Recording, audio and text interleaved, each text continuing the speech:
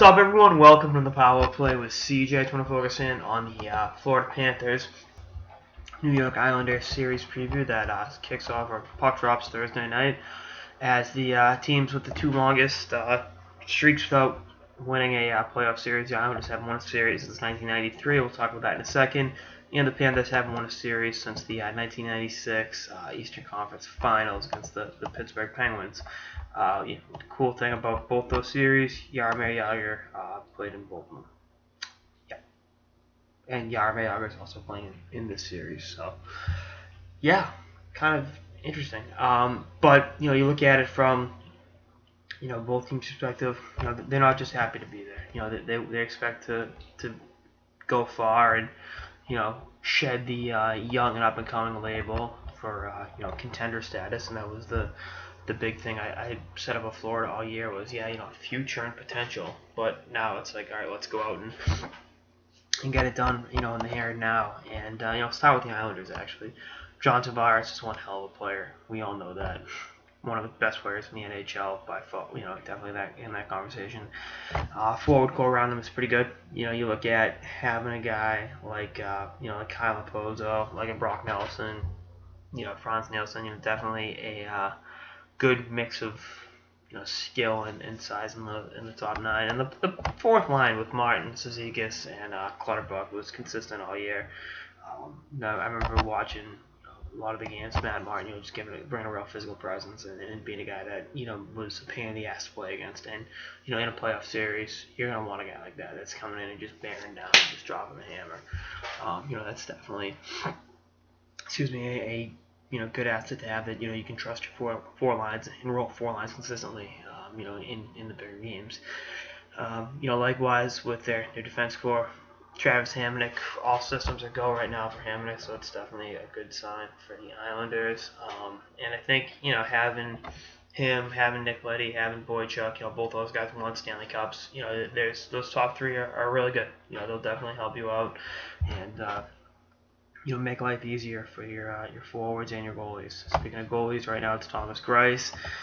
Any struggles from Greiss, I expect they'll go to Jean-François Berube pretty quickly. I do not think Halak will be back this season. That's just my 2 cents.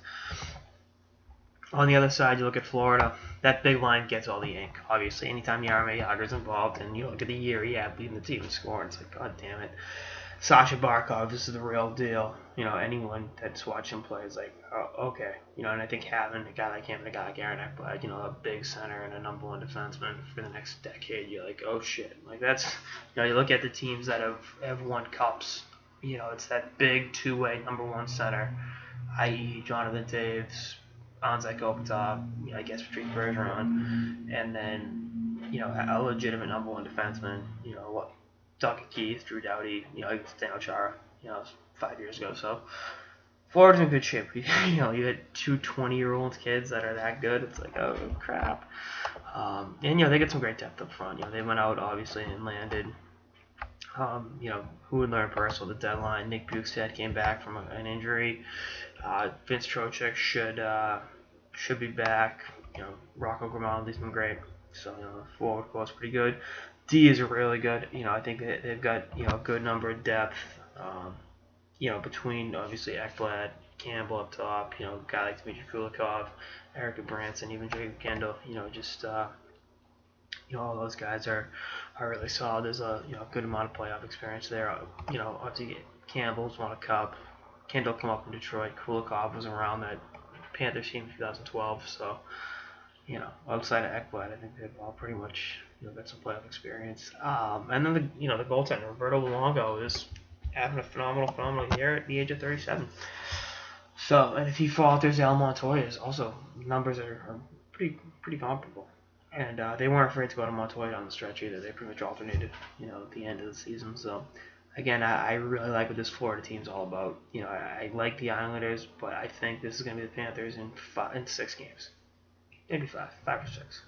Over under 5.5. But, and I think I want the Islanders to lose. Not that I want them to lose, because I think that will help Tavares because there will be full-scale organizational changes. They will change the coaching staff up. they will go out and get him, really, really good players. They'll swing a deal for Taylor Hall or Jordan Eberle type player because he can be a free agent in 2 years and they don't want him to walk out that door and be Brooklyn.